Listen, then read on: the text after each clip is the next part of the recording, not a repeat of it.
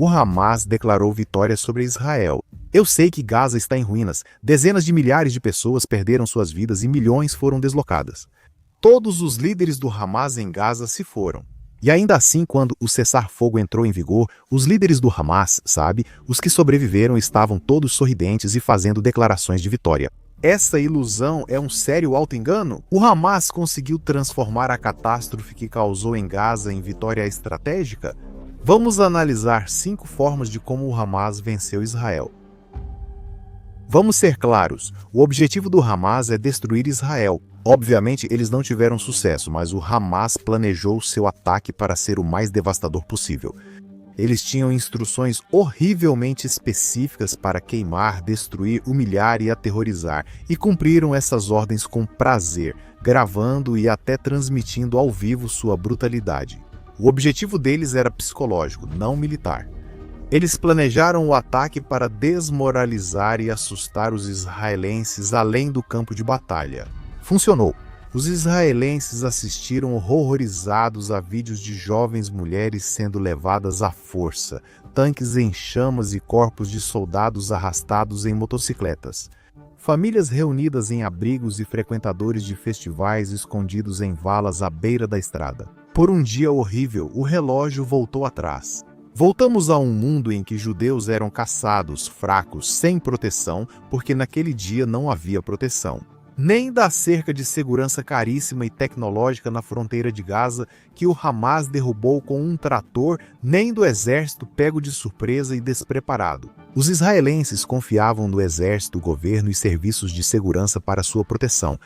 Quando observadores israelenses alertaram sobre um grande plano do Hamas na fronteira, seus superiores riram deles. A alta cúpula achava que o país era forte demais para se preocupar com comandos do Hamas mais bravateiros que corajosos. Eles estavam errados. Em questão de horas, o senso de segurança dos israelenses foi por água abaixo. O Hamas teve sucesso além dos seus sonhos mais loucos, destruindo um senso de segurança que muitos israelenses consideravam garantido. Os israelenses têm até uma palavra para o senso de segurança perdido em 7 de outubro. Eles chamam isso de raconcepcia, destruída totalmente pelo Hamas. O Hamas não se importou com o que aconteceria depois disso, com o preço que os cidadãos comuns de Gaza pagariam. Por um breve e brilhante momento, eles haviam colocado Israel de joelhos e saborearam essa vitória. Vivian Silver acreditava na paz. Ela dedicou sua vida à justiça social, convivência e igualdade. Por décadas, ela liderou iniciativas para promover diálogo e cooperação entre israelenses e palestinos. O Mulheres pela Paz, dela, priorizava o lado humano do conflito. Em seu tempo livre, ela levava moradores de Gaza para Israel para tratamentos médicos, acreditando que pequenos atos de compaixão poderiam curar a região. Ela não estava sozinha nessas crenças. Seu kibbutz Be'eri era um dos maiores defensores da coexistência. Por anos, membros do Be'eri organizaram comboios de ajuda a Gaza, ofereceram empregos a trabalhadores de lá e ensinaram árabe em escolas judaicas locais. Eles não podiam definir políticas nem aprovar leis, mas eles acreditavam que a paz surgiria da familiaridade, que estavam plantando sementes que eventualmente dariam frutos. Em 7 de outubro, o Hamas queimou Vivian Silver viva em sua casa, deixando seu corpo tão degradado que levou 5 semanas para identificar seus restos mortais. Eles mataram 101 vizinhos e sequestraram 32. E eles conseguiram o que 8 décadas de confrontos militares não haviam conseguido. Eles destruíram o sonho de israelenses de 2 povos vivendo juntos em paz. Avida Bahar era um fazendeiro no kibbutz Be'eri, vizinho de Vivian Silver. Assim como ela e tantos outros que viviam ao longo da fronteira, ele acreditava na paz e na convivência. O Hamas invadiu sua casa, matou sua esposa e filho diante dele e o feriu gravemente, fazendo-o perder uma perna.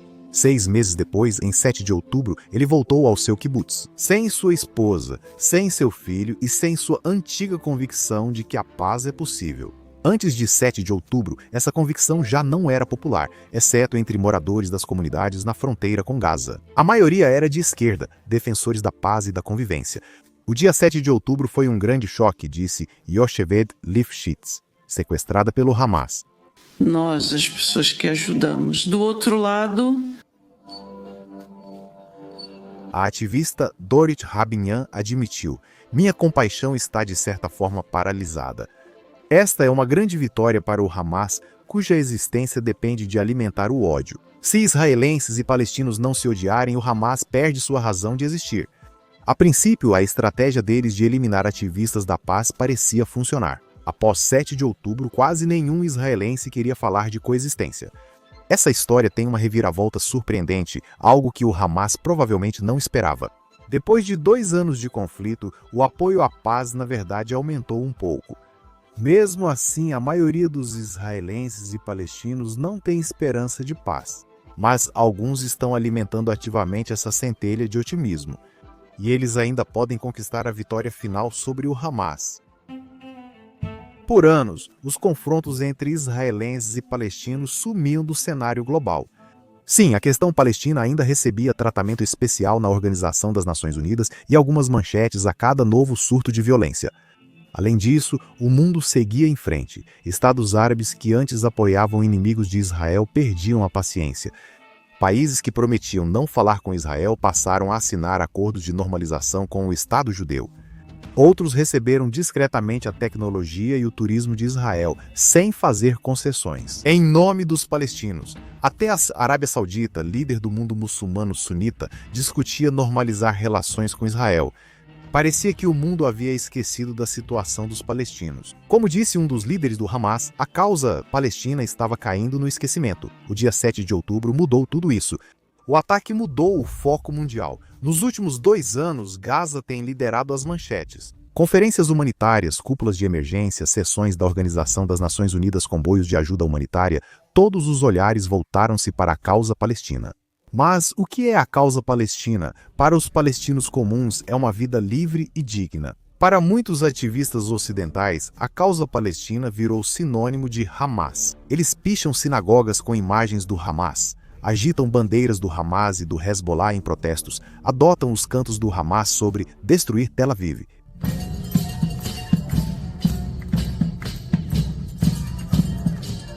Todo esse ativismo não faz nada para apoiar a verdadeira causa palestina de liberdade, dignidade, segurança e autonomia, mas esse ativismo apoia o Hamas.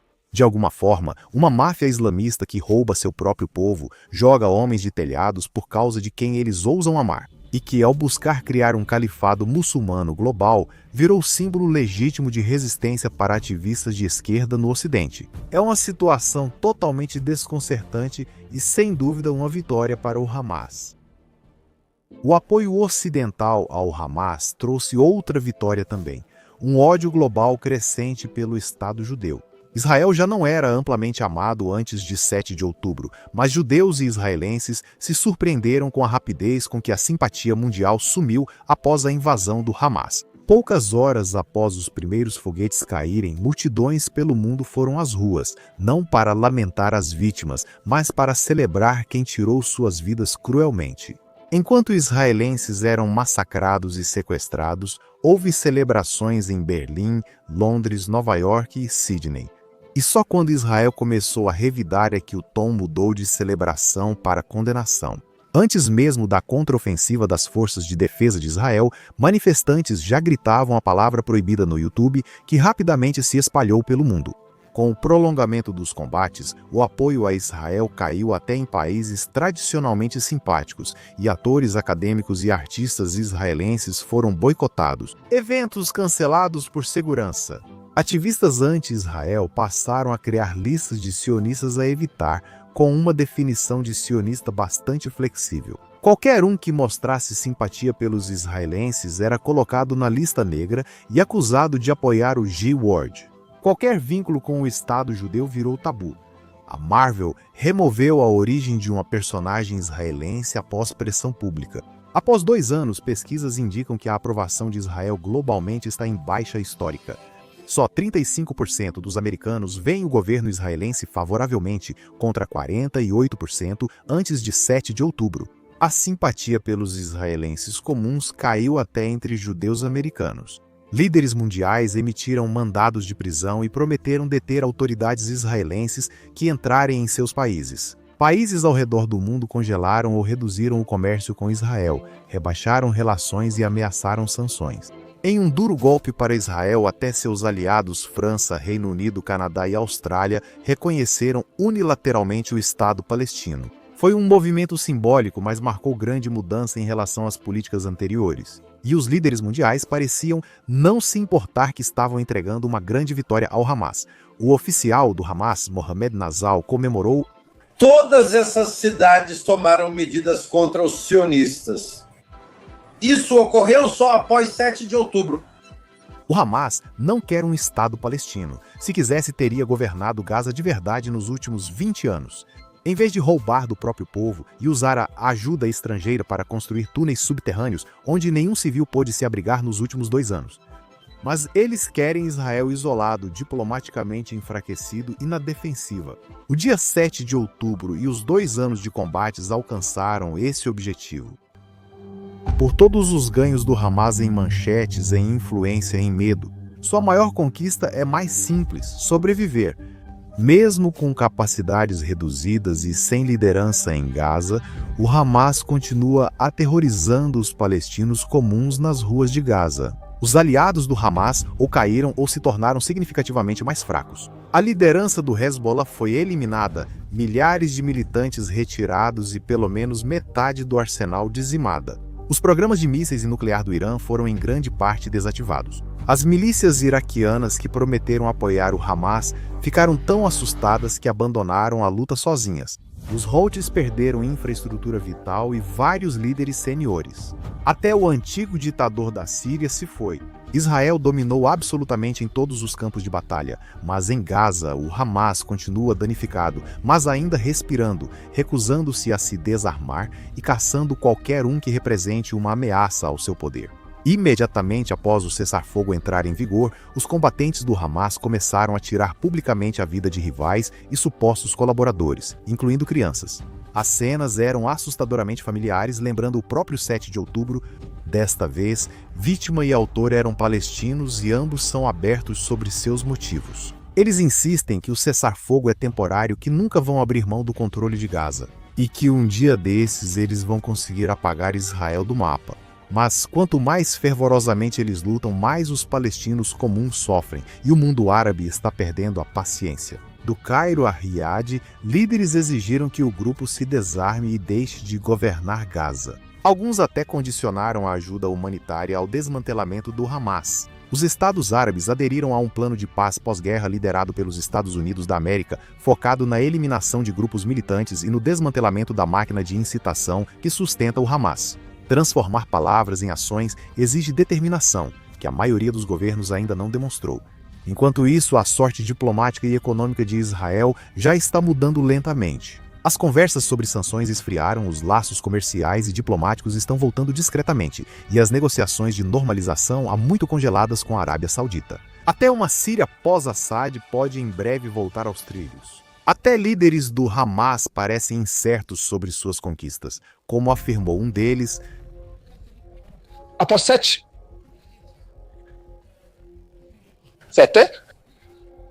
Mas seus resultados, à luz do equilíbrio de poder, podem não ser. O líder do Hamas, Osama Hamdan, reconheceu que o confronto militar não foi uma vitória decisiva, apenas mais próximo do que antes. A verdade é que de toda essa destruição, dor e perda, talvez não haja vencedores de verdade, apenas ruínas, túmulos e sobreviventes. Por enquanto, o Hamas sobreviveu para lutar mais um dia, uma vitória não só sobre Israel, mas também sobre o povo palestino e grande parte do mundo.